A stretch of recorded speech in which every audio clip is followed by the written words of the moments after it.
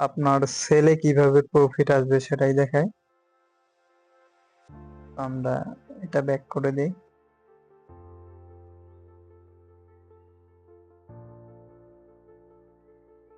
আমরা সেলে প্রফিট করব কিভাবে?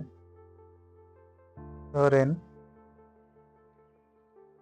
এই যে এই $10 এই আমার ড্রেসটা, এটার দাম কিন্তু মাত্র $10।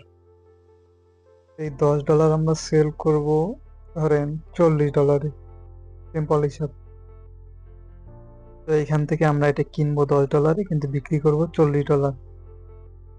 তো এখান থেকে কেনার পর আমরা যাব আলিবাবাতে, সরি অ্যামাজনে আসলাম। দেখেন অ্যামাজনে $43। তো একই, জাস্ট এটা একটু লং ওটা একটু শর্ট। এই ফ্রকটার দাম হচ্ছে $15। $15 জিনিস বিক্রি হচ্ছে $43, সিম্পল হিসাব। এটার কালার আছে 1 2 3 4 5 6 7টা, যে কোনো কালার সিলেক্ট করতে পারেন, কোনো সমস্যা নেই। কথা হচ্ছে যে আমরা এখানে এটা সেল করতেছি $43, কিন্তু আমরা কিনছি মাত্র $10।